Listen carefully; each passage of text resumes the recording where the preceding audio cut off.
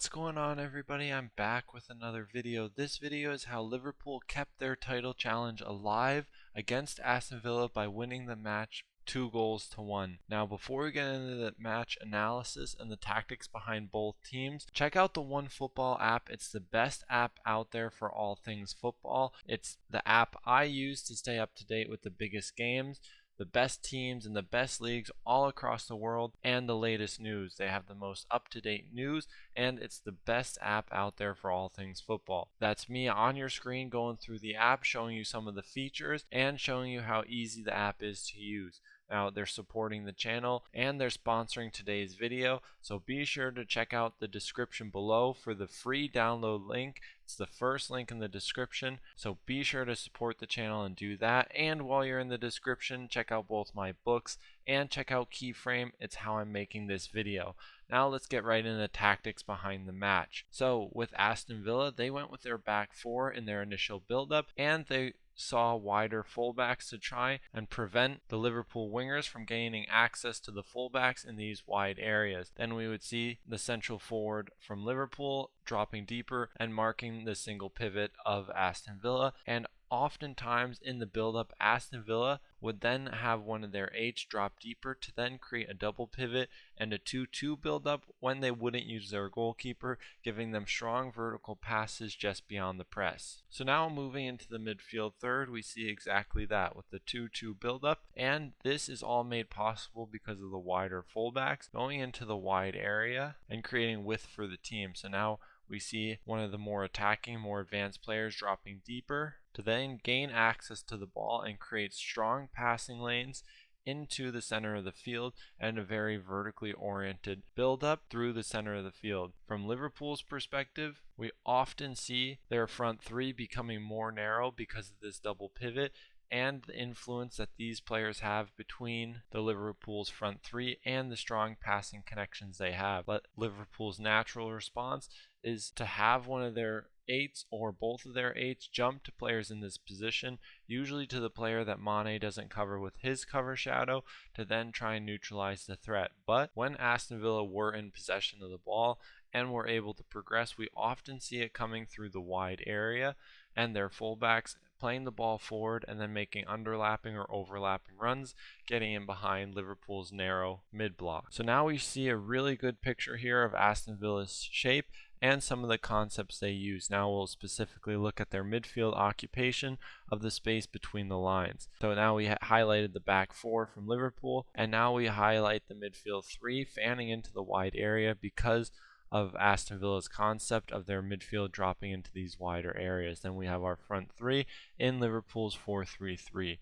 So now we'll look at the Aston Villa shape and why it looks the way it does. So we have the back four from Aston Villa, again with the wide fullbacks, and we have Lucas Digne occupying full width and full height, disconnecting himself from the back line and making it possible for McGinn to then fan out into the wide area and leave his diamond shape that had his base position centered around the half space and allowed him to fan out into the wide area, allowing him to then pull Liverpool's midfield that has very good compactness in this instance that makes it very hard to progress against, because by fanning out into the wide area it doesn't disconnect the midfield as you would think because of the strong compactness of Liverpool's midfield. Then we have our two central forwards, Danny Ings and Ollie Watkins, positioned in the central corridor, looking to then also narrow the back four and try and pin to create space for players between the line. So with Sean McGinn creating another passing option,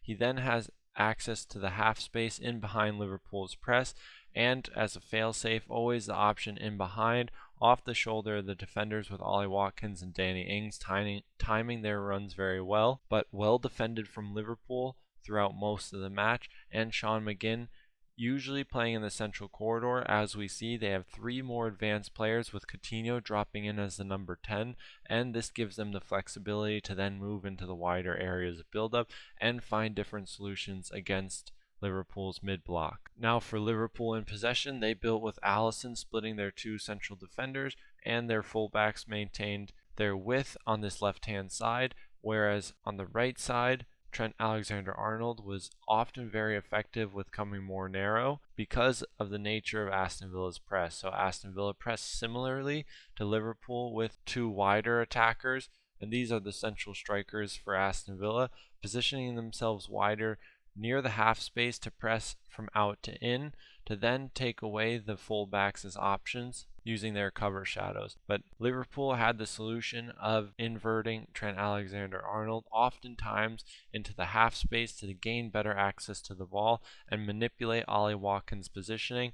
If Ollie Watkins was positioned too wide and didn't check his shoulder and didn't scan the field in the defensive phase, often allowed Trent Alexander-Arnold to come deeper and a bit more narrow in a playmaking position alongside Jordan Henderson to then try and get the ball and break Aston Villa's press directly. But we also see it engages the midfielders of Aston Villa and gives them the opportunity to potentially create numerical advantages and increase space in behind and in more dangerous areas. Now when Thiago would come on, the fullbacks would then maintain their width, because now the double pivot role was then occupied by Thiago, dropping into the left half space and alongside Jordan Henderson. This would then give them more natural passing options from the first line into a more narrow position and make it easier to affect the Aston Villa front three. So as we see here, the 4-3-3 from Aston Villa is a bit similar to Liverpool's shape, and the solution from Liverpool here is similar to that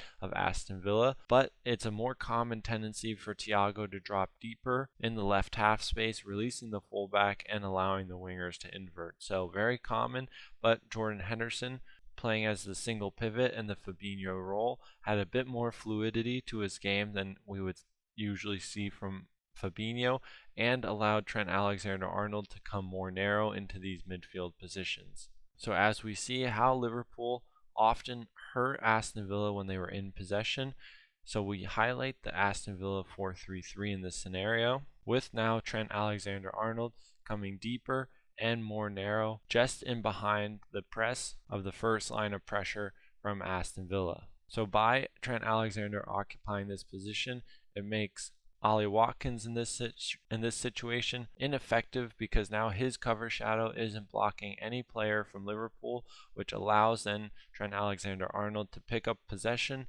and have free reign to then try and pick out a more progressive pass.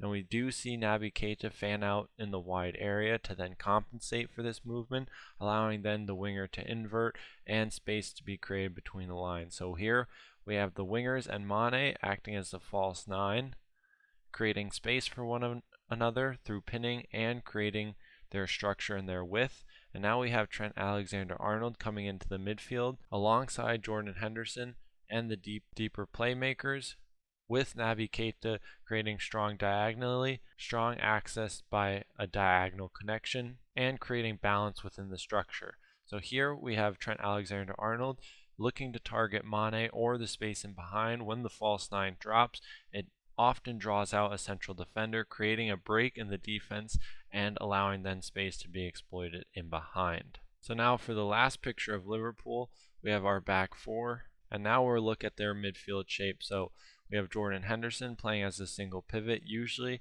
behind the first line of pressure, and then we often see either an overload or at least three players between the lines for Liverpool occupying the half spaces, and the false nine of Sadio Mane, especially in this game, often coming deeper because of the hyper compactness Aston Villa had. So from the 4-3-3, we see the midfield's compactness with their defenders maintain very close connections, which made it very hard for Sadio Mane to get on the ball between the lines, which often resulted him coming much deeper and taking him away from more dangerous areas. But then we also see strong structure being created with the fullbacks, the number 8s, and the wingers, which then would also entice movement, allowing them to overload the space between the lines and try and manipulate this very narrow and compact Aston Villa 4-3-3. And this is where we're going to wrap up the analysis. I hope you guys enjoyed it, and I'll see you in the next one.